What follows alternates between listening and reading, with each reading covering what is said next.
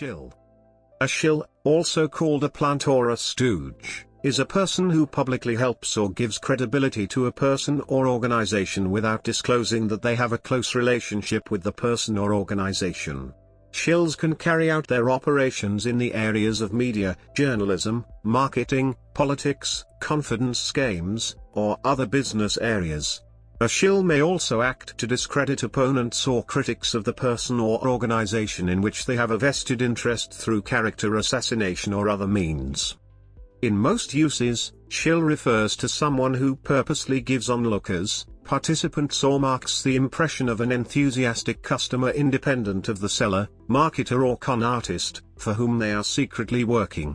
The person or group in league with the shill relies on crowd psychology to encourage other onlookers or audience members to do business with the seller or accept the ideas they are promoting. Shills may be employed by salespeople and professional marketing campaigns. Plant and stooge more commonly refer to a person who is secretly in league with another person or outside organization while pretending to be neutral or a part of the organization in which they are planted, such as a magician's audience, a political party, or an intelligence organization. See double agent. Shilling is illegal in many circumstances and in many jurisdictions because of the potential for fraud and damage. However, if a shill does not place uninformed parties at a risk of loss, but merely generates buzz, the shill's actions may be legal.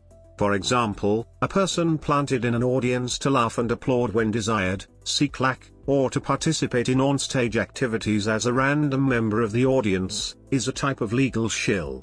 Shill can also be used pejoratively to describe a critic who appears either all too eager to heap glowing praise upon mediocre offerings, or who acts as an apologist for glaring flaws. Etymology.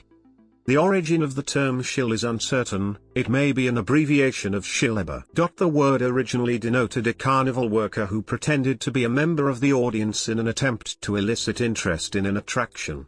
Some sources trace the usage back to 1914, or as far back as 1911. Internet. In online discussion media, satisfied consumers or innocent parties may express specific opinions in order to further the interests of an organization in which they have an interest, such as a commercial vendor or special interest group. In academia, this is called opinion spamming. Websites can also be set up for the same purpose. For example, an employee of a company that produces a specific product might praise the product anonymously in a discussion forum or group in order to generate interest in that product, service, or group.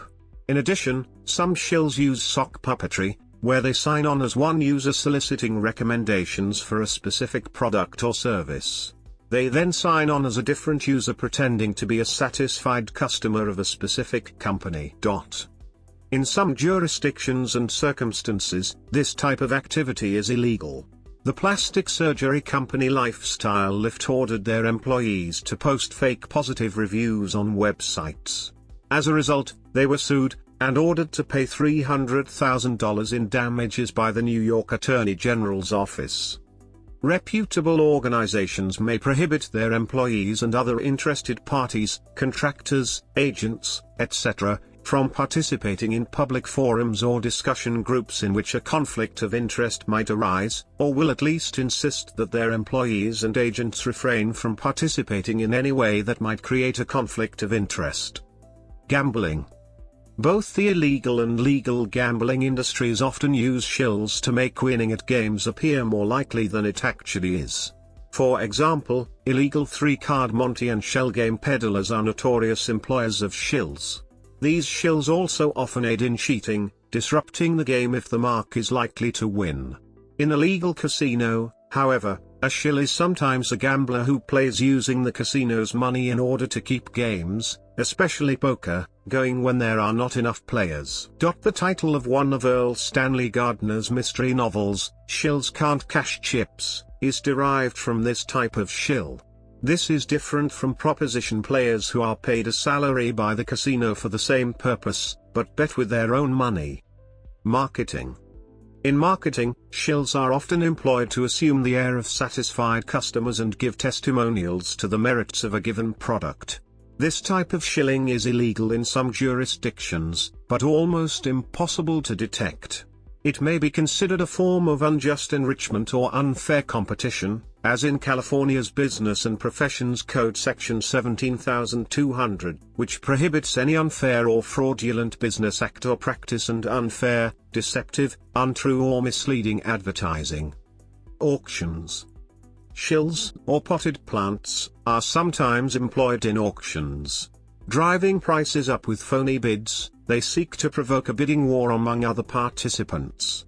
Often they are told by the seller precisely how high to bid, as the seller actually pays the price, to her or himself, of course, if the item does not sell, losing only the auction fees. Shilling has a substantially higher rate of occurrence in online auctions, where any user with multiple accounts can bid on their own items. One detailed example of this has been documented in online auctions for used cars. The online auction site eBay forbids shilling. Its rules do not allow friends or employees of a person selling an item to bid on the item, even though eBay has no means to detect if a bidder is related to a seller or is in fact the seller.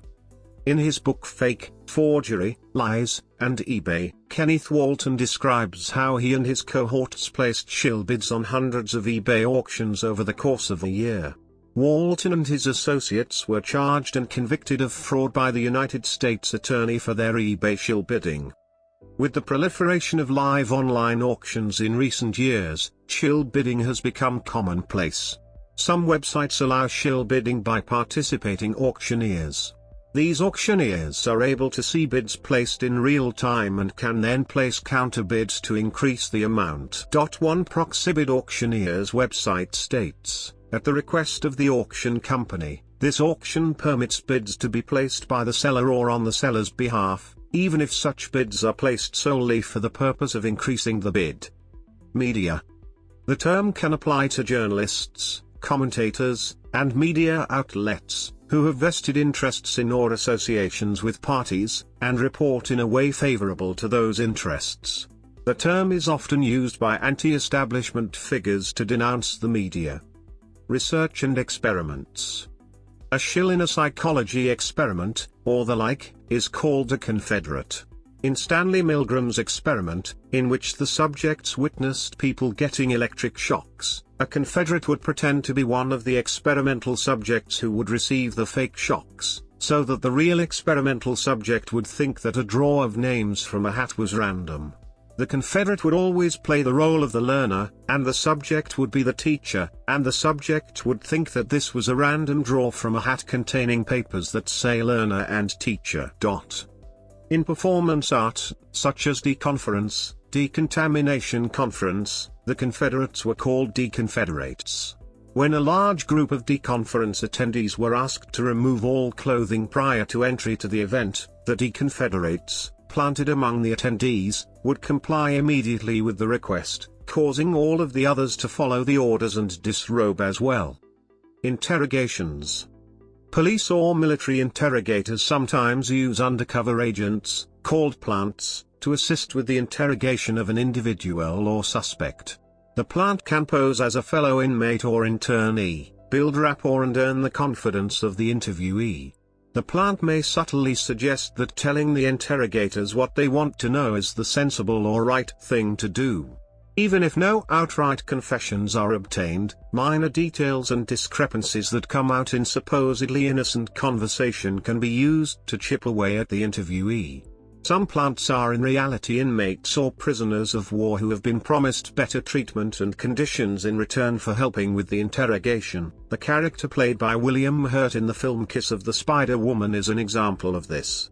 One notorious UK case is that of Colin Stagg, a man who was falsely accused of the murder of Rachel Nicholl, in which a female police officer posed as a potential love interest to try to tempt Stagg to implicate himself. Related concepts. Puppet government. Puppet, vassal, quisling, or satellite states have been routinely used in exercises of foreign policy to give weight to the arguments of the country that controls them. Examples of this include the USSR's use of its satellites in the United Nations during the Cold War. These states are used to give the impression of legitimacy to domestic policies that are ultimately harmful to the population they control, while beneficial to the government that controls them. Even outside the spectrum of sovereign powers, many multi-party democratic systems give foreign powers the capacity to influence political discourse through shills and pseudo-sock puppets. Thanks to the reliance of many political parties on external sources of revenue for campaigns, it can be easy for a government or business to either choose which party it funds or to outright create one. This way they can either choose to support existing minority voices that echo their views or form their own, using their funds and usually semi-covert influence to make them a more prominent voice. Another concept in foreign policy is seen in sovereign alliances. In these instances, an allied country acts on behalf of another's interests so that it appears that the original power does not want to get involved. This is useful in situations where there is little public support in the original country for the actions. This type of collusion is typically practiced between countries that share common goals and are capable of returning favors. An example of this may be Cuba's role during the Cold War, in sending active combat troops to wars in Africa when it was unpalatable for the USSR to do so. Undercover operations. During covert operations or police investigations, agents may routinely claim to be of political views or a part of an organization in order to gain the confidence of the people they wish to surveil. Sometimes this goes further, with the agents participating in acts on behalf of the organizations they infiltrate or falsely represent, as was the case during the operations like Gladio and Chaos. Often the end goal is not just to gain information about the organization but to discredit them in the eyes of the public. However, these kinds of actions are more similar to false flag operations than typical undercover operations. In other examples, operatives may act in a manner they deem positive to assist an organization to which they cannot have overt ties.